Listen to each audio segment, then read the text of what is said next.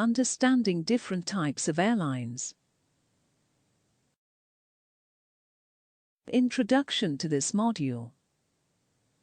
There are several kinds of airlines in the aviation industry. To pursue a cabin crew career in the industry, it is necessary for a learner to understand the types and fundamentals of different airlines. In this module, the topics which are going to be covered are: types of airlines, full-service carriers, FSC, low-cost carriers, LCC, charter flights, private and business jets.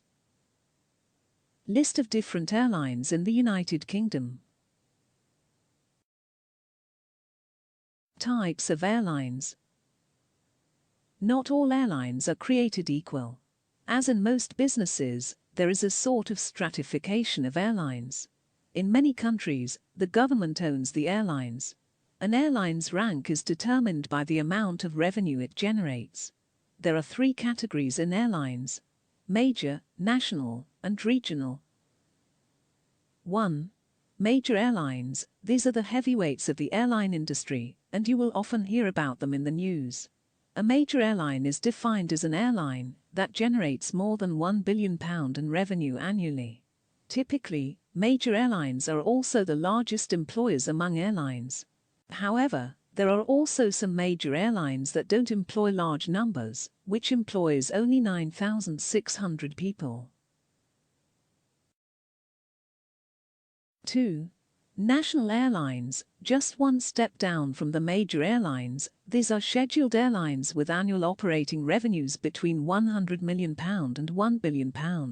These airlines might serve certain regions of the country, but may also provide long-distance routes and some international destinations. They operate medium and large-sized jets.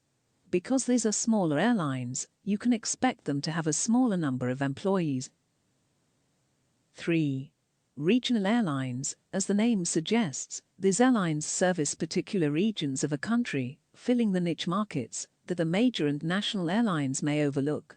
This is the fastest growing segment of the airline industry, and it can be divided into three subgroups: large regional, medium regional, small regional.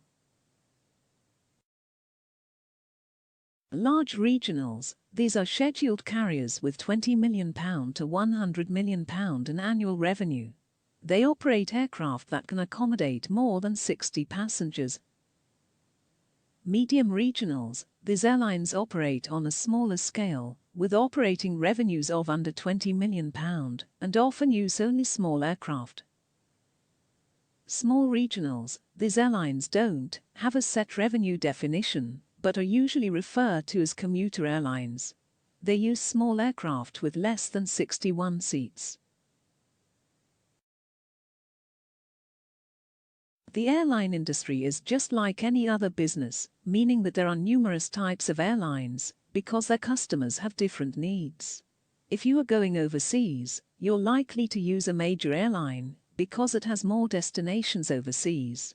A business person traveling between two small cities is likely to fly on a regional airline, because he or she does not want to have to stop at a major airline hub for a layover. Full-service carriers, FSC. Full-service carriers airlines offer a plethora of services to their passengers in the cost of the ticket. Mostly upper-middle class or affluent class opt for these airlines. FFC have a strong base of loyal customers who travel with them due to service and offering with providing. They generally have three classes of ticket, namely economy class, premium class and business class. Offering in FSC. Meals are included in the cost. Seat selection is not on chargeable basis. Aeroplane size is big. Leg space is more. The option of premium economy or business class. Aerobridge service. In-flight entertainment. Hard drinks. Blanket. A full-service carrier, FSC, is designed as an airline company developed from the former state-owned AC carrier, through the market deregulation process, into an airline company with the following elements describing its business model. Core business: passenger, cargo, maintenance, hub-and-spoke network. This has as its significant objective the full coverage of as many demand categories as possible, in terms of city pairs, through the optimization of connectivity in the hub. Global player: domestic, international and intercontinental markets are covered with short, medium and long-haul flights from the hubs to almost every continent. Alliances development: no individual airline has developed a truly global network. Thus the network is virtually enlarged by interlining with partner carriers and become part of multi-HS systems.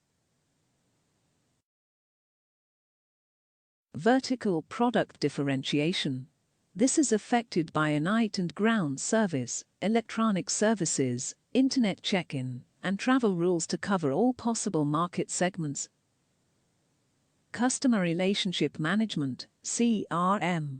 Every FSC has a loyalty program to retain the most frequent years. The frequent years programs, FFP, have become part of a broader strategy called CRM. The general purpose of CRM is to enable carriers to better manage their customers through the introduction of reliable processes and procedures for interacting with those customers. The final aim of the CRM is to enhance the passenger's buying and traveling experience in order to personalize the carrier services. In this perspective, CRM is an extra tool to differentiate the airline product. Yield management and pricing. To support product differentiation, pricing and yield management is sophisticated, with the aim of maximizing network revenues. Multi-channel sales.